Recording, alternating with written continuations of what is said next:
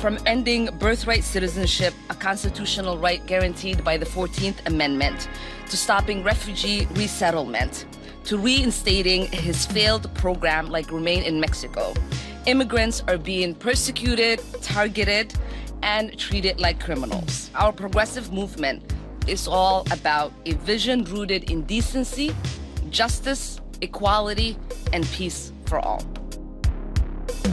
Welcome to Outside Issues with Audrey and Patrick. Your hair looks good. Oh, thank you. I haven't washed in 3 days. Well, maybe that kind of helps with the zhuzhing, like the curl, right? It's kind of like that happens with me sometimes. Like I don't have time to do some self-care thing, and I assume that's going to make me look worse, but sometimes it makes me look better.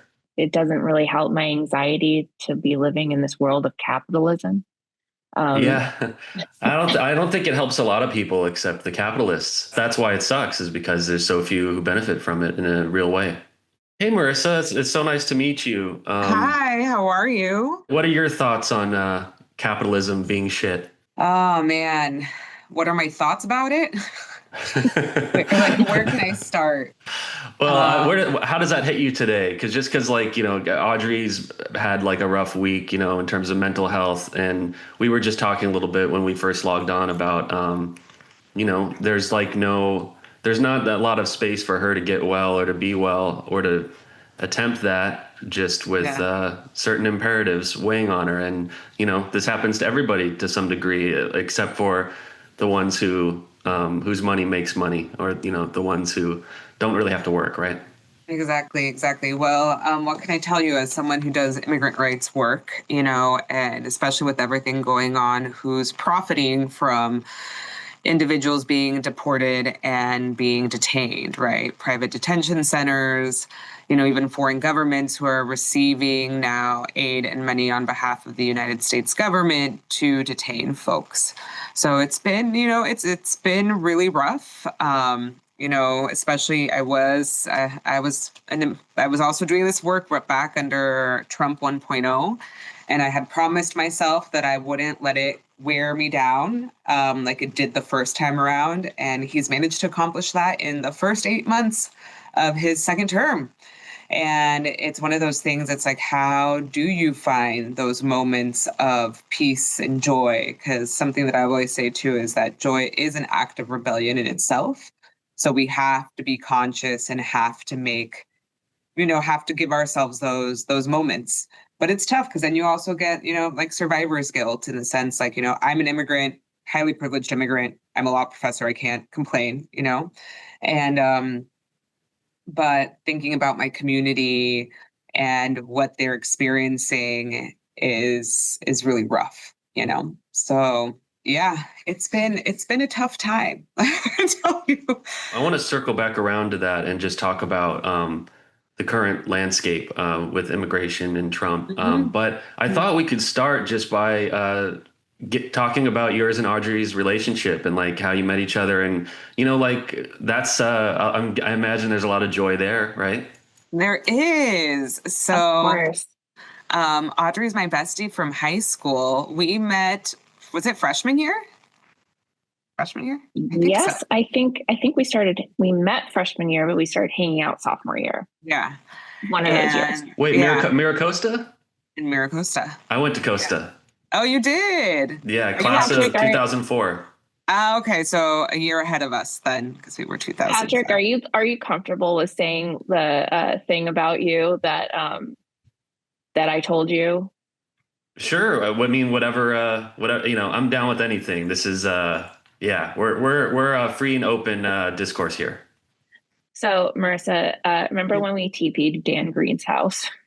Yes, but I will like just to say that I was too scared and I was to the side. That's right, you were. Yes. But I observed. So, I was a supporter. Yes. And it took a while for him to catch up to the news. Yeah. For some reason, Patrick told him. How did Patrick know? How did you know, Patrick, this happened? I don't know. I completely blocked this out. Like my house got TP'd a couple times in high school, and you know what? Like I just had such a rough time in my 20s. I was on so many drugs, and I had my whole journey of going off the grid and then getting back on the grid. And so I just love hearing about this lore, this missing lore from the high school days that I think I might have like my memory might have elided, Yeah. but yeah, I don't remember this story, but it's awesome. I'm delighted to hear it.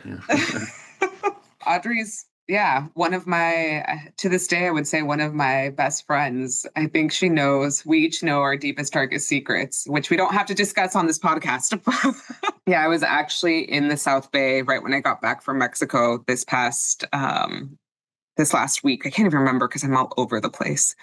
And I was reminiscing about the good old times in the South Bay, even though I don't spend that much time in the South Bay anymore, mostly because I get annoyed. But I do love home. Hermosa Beach will always be home. So, yeah. Did you guys always relate on the level of like politics and social justice and stuff, or like, because you guys do seem to be like, spiritually connected on that? I'm trying to think what brought us together in high school, Audrey.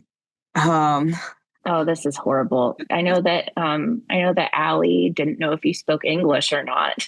Yeah, which is also very something of people who attended Miracosta in Manhattan Beach, right? Knowing the fact that I was one of like 5 brown girls who graduated from that high school. And yeah, it's so white. Yeah, so white. Incredibly white. And being a white passing brown person too. But yeah. It was actually funny because I was on a different podcast today and they asked me like, how did I grapple with the fact, because I went to USC for undergrad, which is also a conservative, predominantly white university.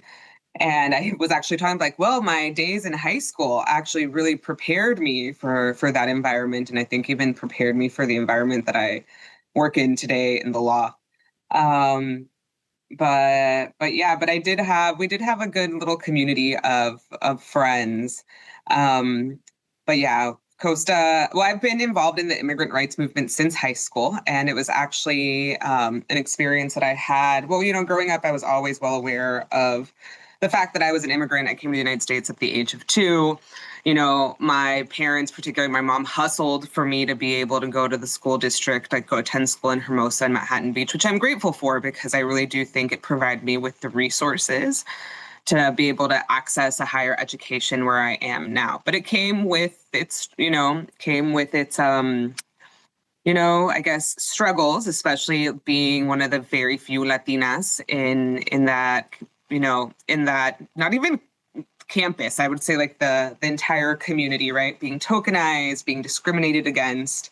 I still remember teachers would try to dissuade me or like my counselor from taking AP classes. And I remember that when I went to my college, the college advisor that we had, and I had the documents show, like my admissions letter that I got into USC, or I had told her I got into USC and she didn't believe it. And she asked me to bring in my admissions letter.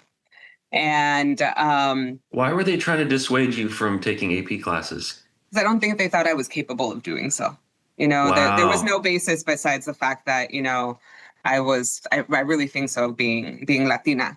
And so I started becoming involved in the immigrant rights movement in high school because it was our junior year when I decided to walk out. I protested. And as Audrey knows, I was super nerdy, actually quite introverted in high school. So it's now that I think about it, like being in the position that I am now, right? But I guess we change and evolve as time goes on.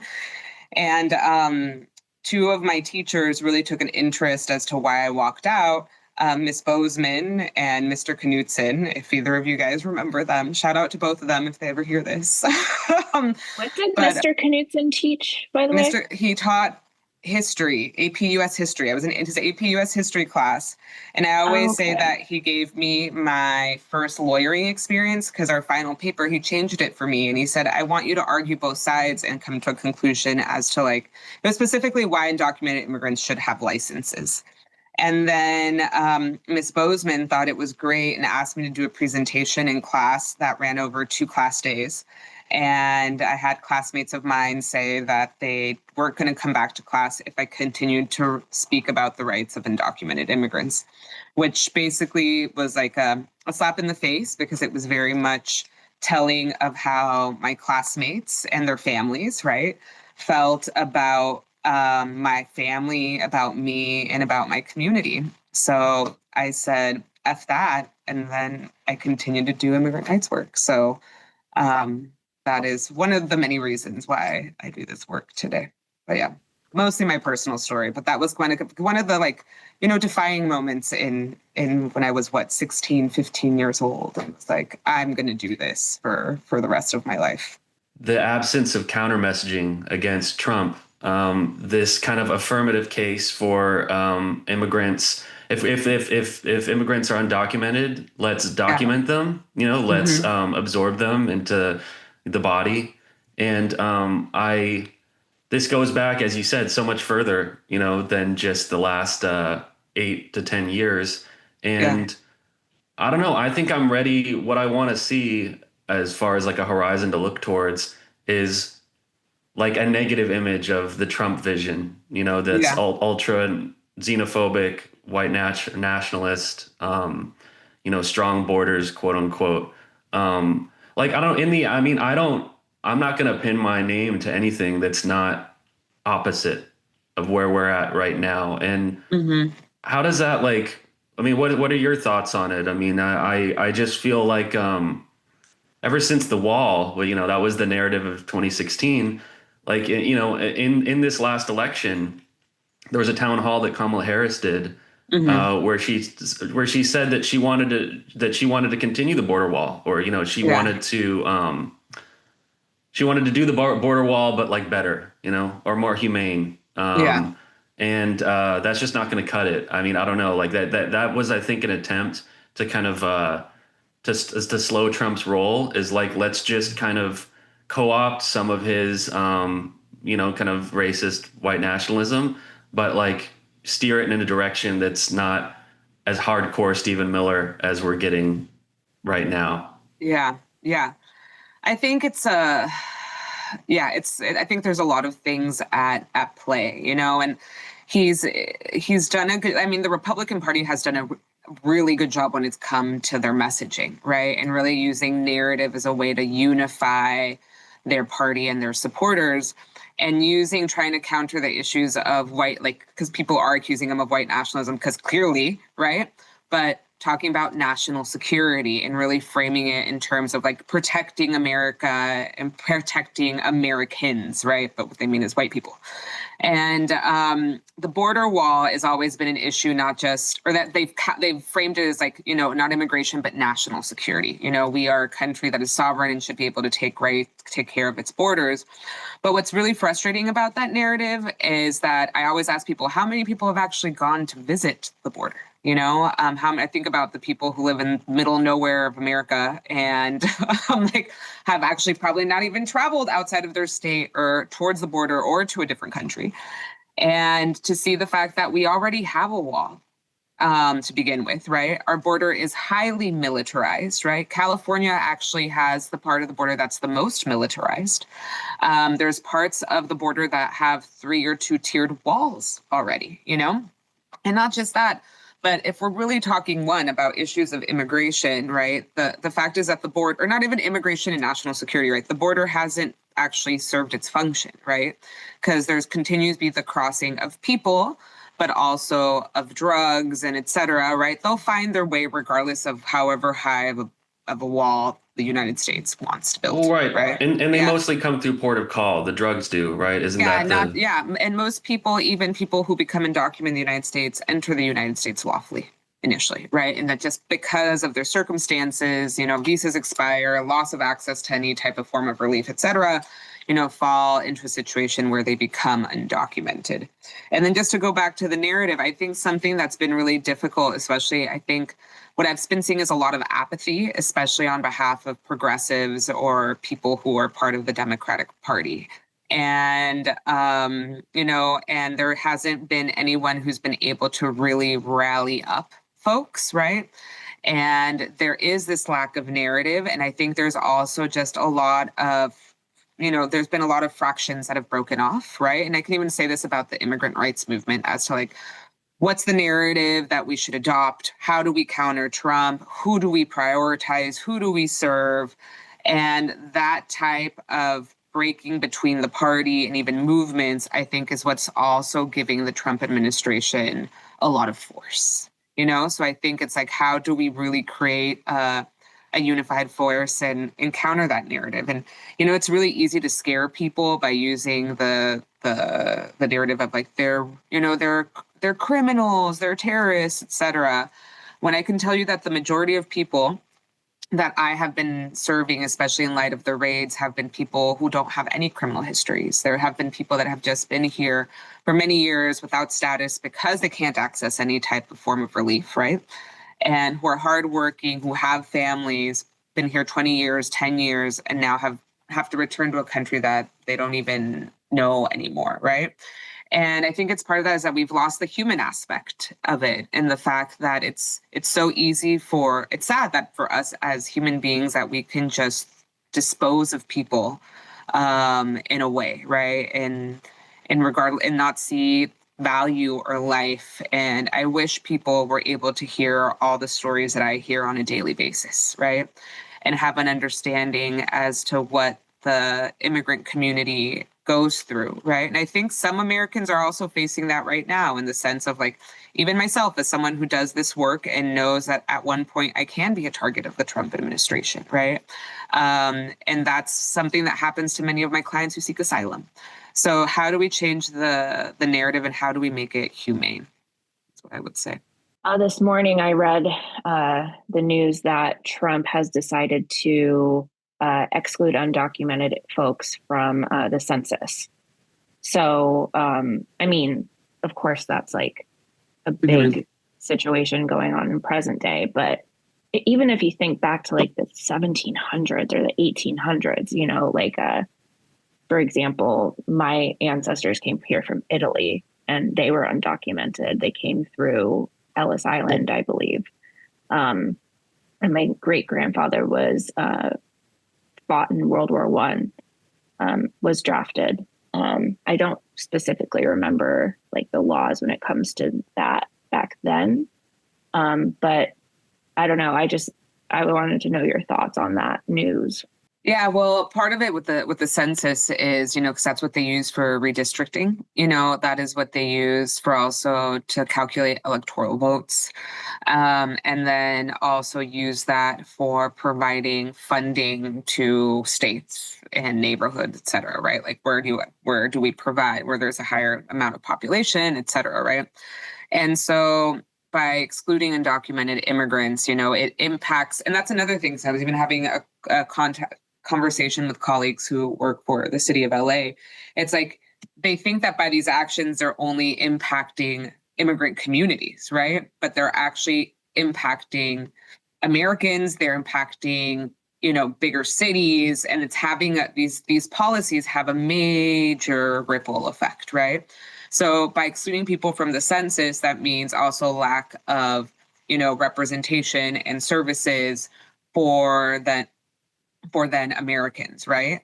But it also, I will say, it had been a struggle already to get people who didn't have status to report themselves on the census because they were always scared, right? And so this is obviously going to make people more scared and unwilling to participate in the census as well, or people who come from mixed status families. So yeah, so the consequences are greater. The enshittification of American life, the kind of material conditions undergirding us, falling away. Where this anti-immigrant sentiment comes from is that the system needs a boogeyman, you know what I mean, to kind of to move the attention away from the actual culprits to some outgroup. And I think broadly, until the culprits can be named and until the energy can be shifted away from these phantoms, causes of why there's a very real decline, you know what I mean? And there's an ascent in cost of living, yeah. And then, and a decline in people's safety and well-being and, ability to kind of provide a better life for their kids. And I think that's the problem, is that until that can be addressed, demagogues like Trump will be able to harness that anger, in the service of fascist ends. Oh, for sure. It's, it becomes this whole us versus them, right? And, first he's been coming after, immigrant groups, right? But now, and that's the thing is that we always discuss, like, first he's going to go after people who are immigrants, right? Outsiders. But then he's going to use that justification to eventually go after U.S. citizens, in which we've seen with like his executive order regarding homelessness, right? That like the arbitrary detention of people who are now, who are living in a homeless situation, that includes U.S. citizens, right? But even during the raids, we saw detention of U.S. citizens. We see deportation of U.S. citizens, right? And so it's like it's the slow creeping up effect, right? And it's that whole idea. It's like people don't actually care until it impacts them directly. And it's already having an impact, but like you said, like cost of living, access to local government resources, et cetera, right? Healthcare. And I do think that part of his strategy, like, for example, I think part of his strategy, even though the United States government highly depends on the California economy, right? Like the United States wouldn't exist without the state's economy. But I do really think that part of his tactic is to try to weaken the state, to force the state to become dependent on the federal government, right? And then hence increase his power. I was going to ask Audrey, like, how does some of these immigrant right issues show up in your city, in your state? I do work with a population that I'm not quite used to currently. I work with people in high SES, very high SES situations, specifically like since I'm in Seattle, Amazon workers, Microsoft workers, Meta workers, Apple workers, basically like a lot of IT stuff. The majority of my clients are white or come from, I want to say like Chinese descent. And they are just completely blind to this issue. And a lot of folks who are white or white presenting, they will not accidentally. They don't know that I'm a anti-fascist therapist in America in 2025. And they will say things like very discriminatory. They'll say, oh, the immigrants took my job, when really it's like mass layoffs at Meta or something like that. They'll even include mental health diagnoses. And, from my perspective but like both of you know that I do suffer from bipolar disorder, and a lot of folks who I see or I have seen do tie in like somebody's status as like a documented or undocumented person to diagnoses like that. And we're talking, I think last episode we were talking about the homelessness executive order that Trump signed. And I think I emphasized a lot that, since it's based on mental health and the risk of a lot of folks, I think that, they're going to use the criteria of homicidal ideation against a lot of people, a lot of homeless folks, and therefore institutionalize them right away. And so in my work currently, I don't really see a lot of this. But I do hear a lot about it. And sometimes my folks that I have worked with in the past have tied diagnoses to, sometimes people's legal status or SES status. Like basically it's like, oh, they're a crazy immigrant, or like they're a crazy so-and-so, but they have like tied a lot of people to even stuff like abortion. The status on abortion, and surprisingly, a lot of white male Gen Z clients have spoken up about how they are pro-life and how a lot of people who are pro-choice are crazy and have more serious diagnoses than they do. Kind of the sure. Andrew Tate enjoyers, we call them. Oh God, yeah. I've heard quite a few Andrew Tate quotes during sessions, and it's very hard for me not to call out these people's privilege. And of course, like everything has to stay confidential, and because of HIPAA. And back to the Gen Z clients, I've had so many like in their early 20s, white male Gen Z clients talk about, how their parents raised them to not accept the fact that there are, marginalized people in our society, trans folks and immigrant and undocumented folks. It's sad. And as a mental health professional, I have to debrief and I have to think about the things that I hear, especially since I'm anti-fascist, and there are folks who I've seen who are clearly supporting fascism. So I have to debrief. I have to think of my own diagnoses and think that, there's not only me, but people who are way less fortunate than I am, because I'm privileged. People who have the same diagnoses as I do and are in marginalized groups. Have to sort of wrap my head around the fact that people still think that marginalized folks who are mentally ill they don't have a place in society. Living in LA, just something I've been noticing this week is, and also, my family are white, property owning, Redondo Beach residents.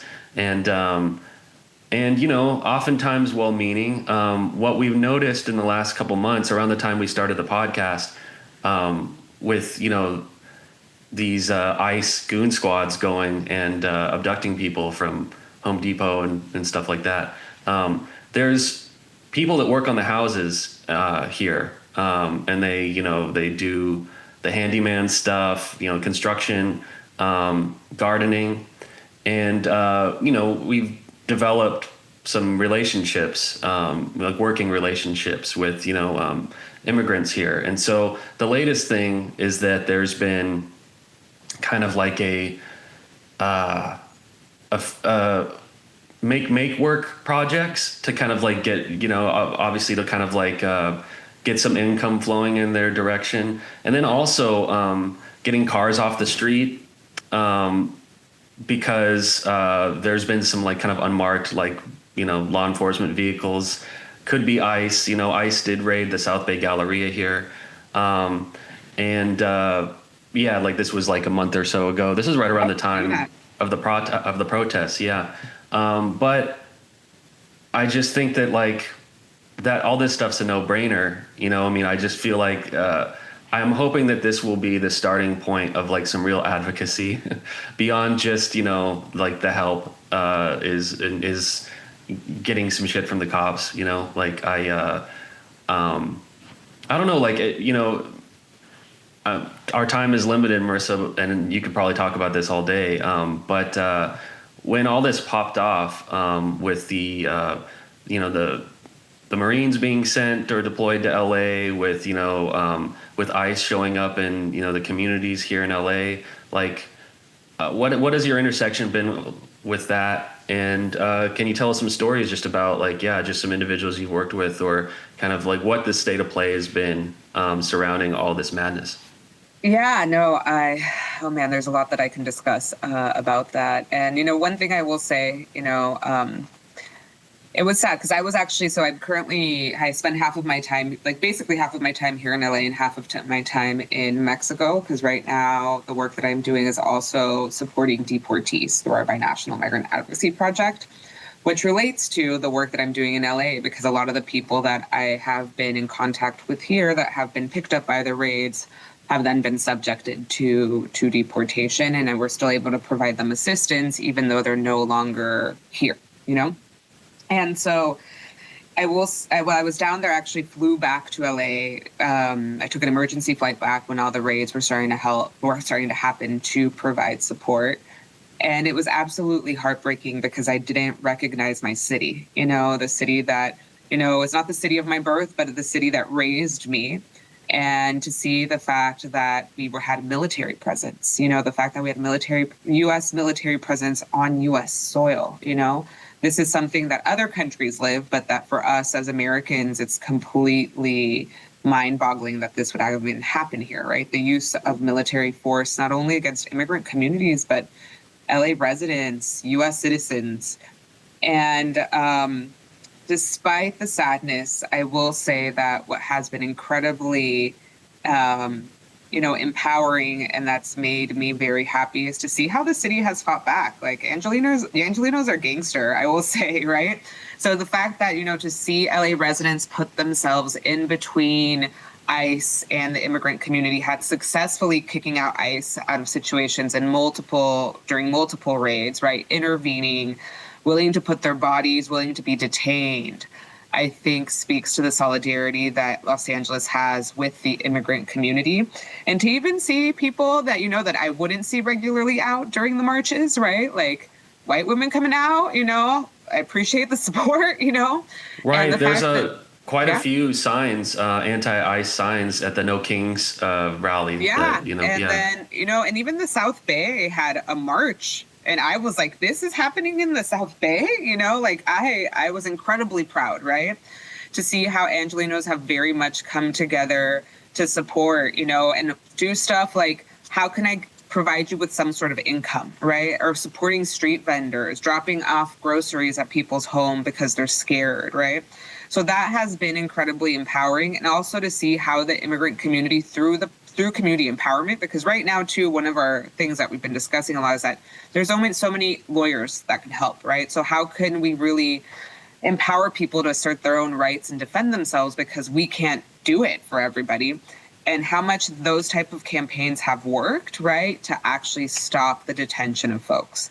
So we've made we made the federal government work, and we're still making them work, but they're still coming full throttle. And my concern too is this, how long can our resources last, or this will last in light of the force that is the federal government. And I can tell you about multiple stories of people that I've assisted during this time. So the one that was the most heartbreaking is that I got a call of a woman who was detained during a raid at a Walmart. She was placed in ICE detention, and while she was in detention, her 18-year-old son died in a tragic car accident. And I basically, because there is a way, and I didn't think it would be possible under the Trump administration, that you can ask for release because of certain circumstances, right? So this was over 4th of July weekend, by the way, too. So there was no way that I thought that I was going to get a response from anybody. And so luckily the ICE officer, I was actually shocked because this woman's deportation officer, I think, really was being sympathetic.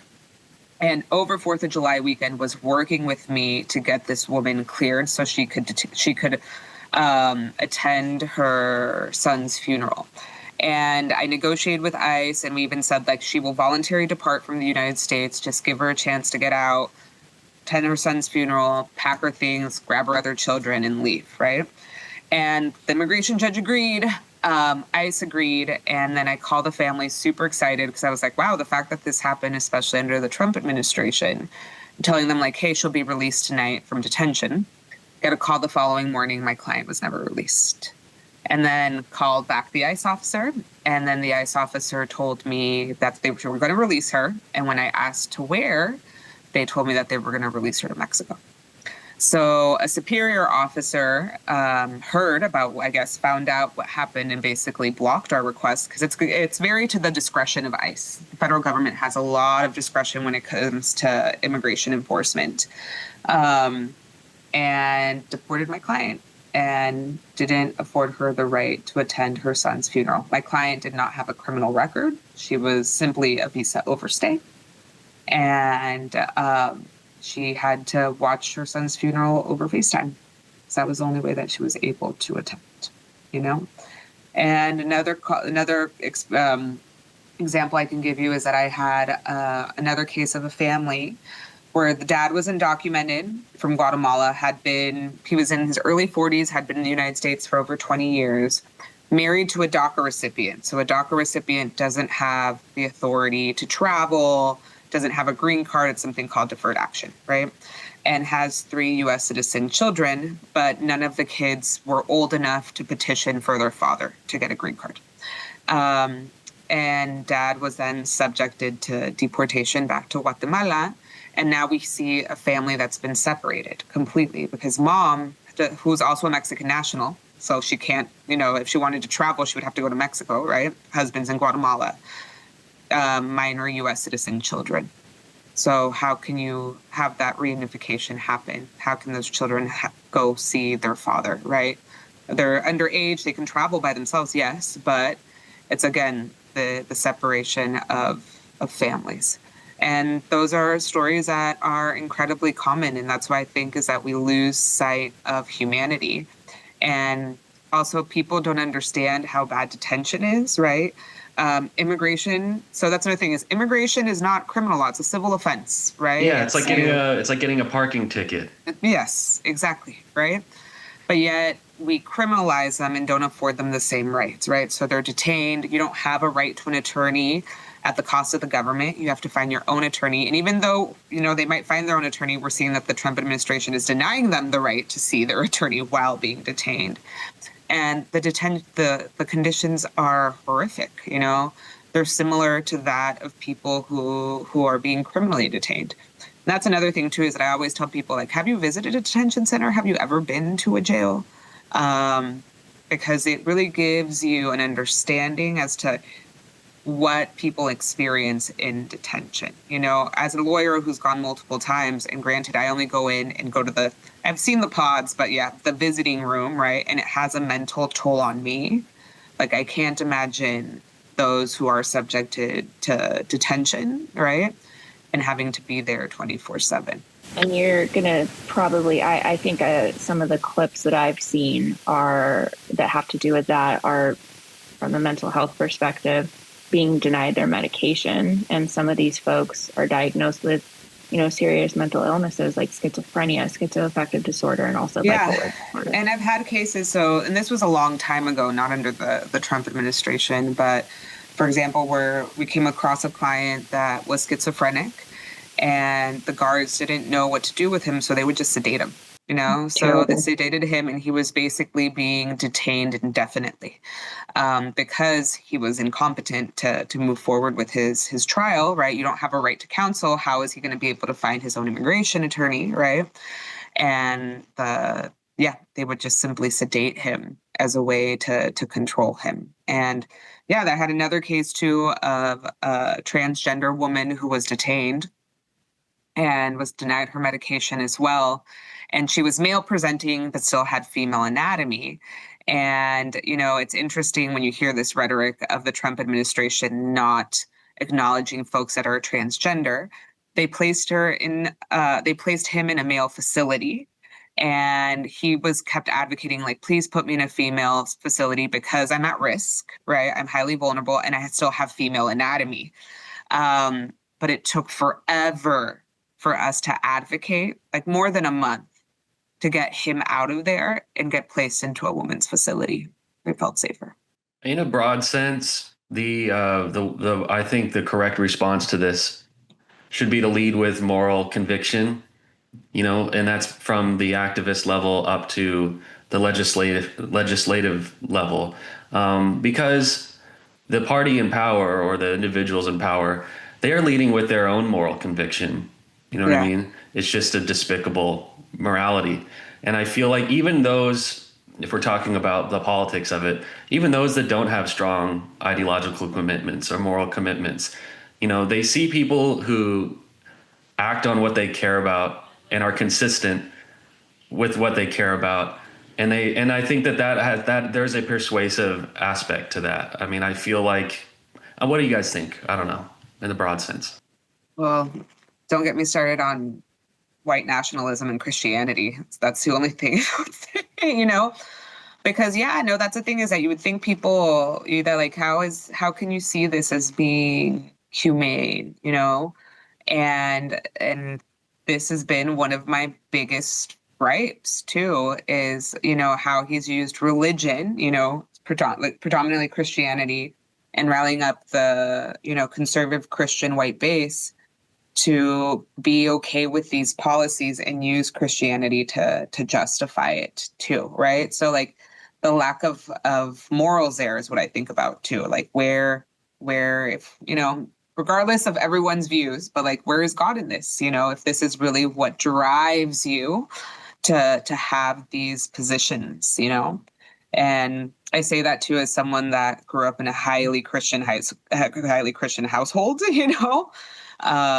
and the hypocrisy of it completely, and even like with that base, I'm like, if you are all about being loving and accepting and all, like, how can you support this man who is doing all of this to people, Are you still a practicing Christian?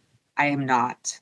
So, I will say, like, I have, and this is something Audrey and I have too, is that, we've connected over spirituality, and, I will say this, I work for a Jesuit institution. I work at Loyola Law School.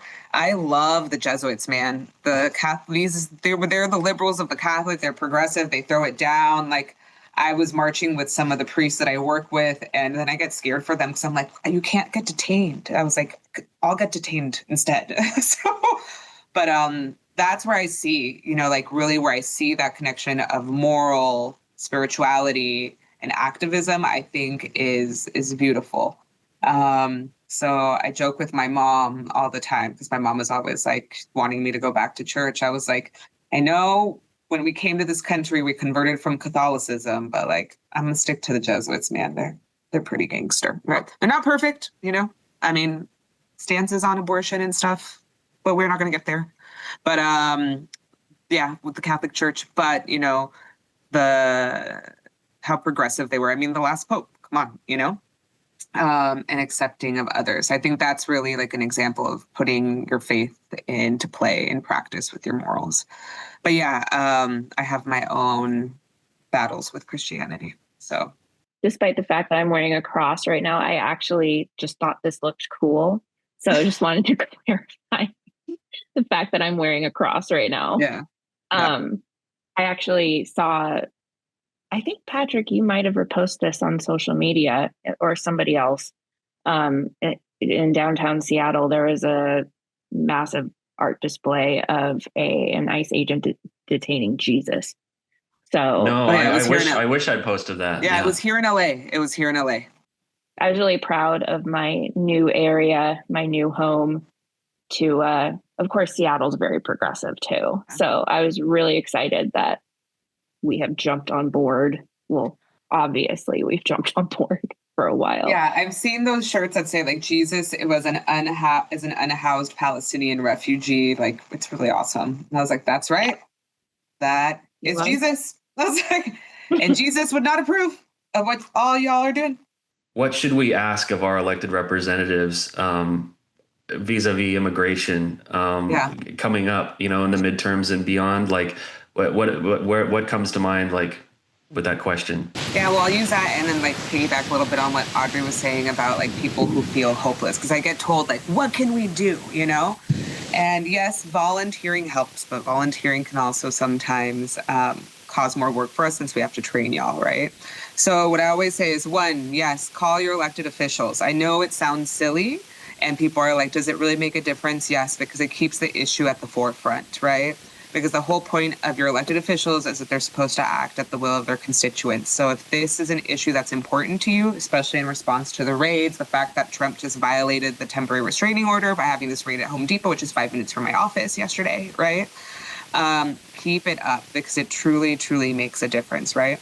The other thing is your money is powerful, right? Why is it that this Republican Party is so powerful? Is because they have a lot of access to corporations and money. So put your money towards, support not just only like businesses, small businesses, try to avoid like ordering from Amazon, for example, but also donate to us, right? Like us as, service providers, we've been hit harshly by not just on the demand, but the fact that the federal government has reduced a lot of support for nonprofits, right? And are attacking nonprofits and activists and leaders, right?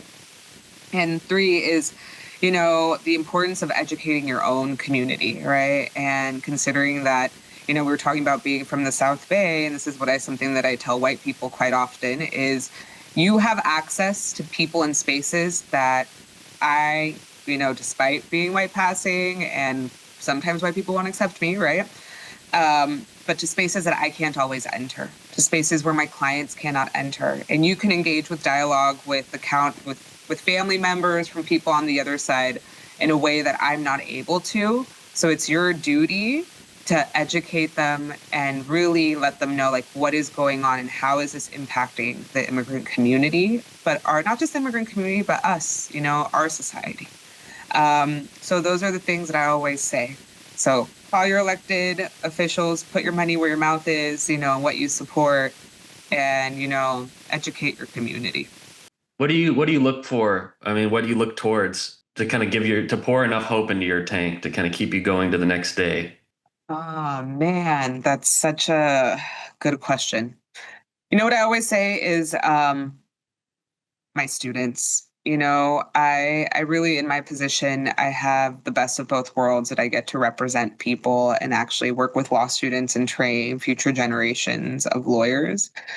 And to see my students, they come in with so much grit and energy, where I'm like, man, I have been at this for way too long and I am tired, right?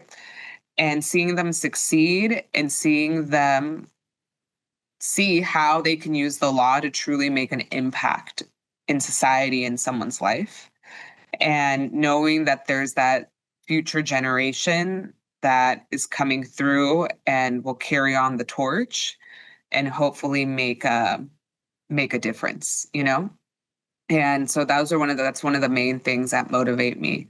And yes, of course, stuff like family. I have a little sister, and stuff like that. But when it comes to work, and obviously my community, seeing those moments of success, or seeing my clients then thrive. I have some clients doing some awesome work on behalf of the immigrant community, but also just thriving. I have one client who's now in aerospace. He came in as an unaccompanied child, and now he's an aerospace engineer.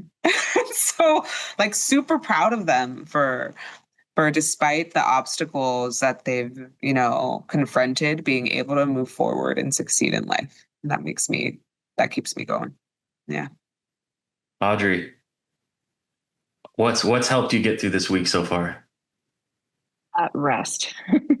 Rest and honesty. I was telling Patrick before you hopped on that I've had to cancel a lot of appointments this week just because I'm experiencing a lot of symptoms from all of my diagnoses. And so keeping honest with my clients has been very powerful. I'm not the therapist who takes control of the power dynamic. I practice narrative therapy mainly, which is I want to hear your story and I want to meet you where you're at. So, if my clients are doing that, then why don't I, So I share some of my story, which is the fact that I'm diagnosed with a lot of mental illnesses. I almost said illnesses. Illnesses. We'd understand. Right. Illnesses sounds right. So I think we're going to stick with it. We got you. Yeah. We understand. Mental illnesses, including the very, very serious diagnosis of bipolar 1 with psychotic features. And I'm currently what you would say in a depressive episode, in conjunction with some symptoms of PTSD and panic disorder. And so keeping honest with both my coworkers and my clients is really powerful to me.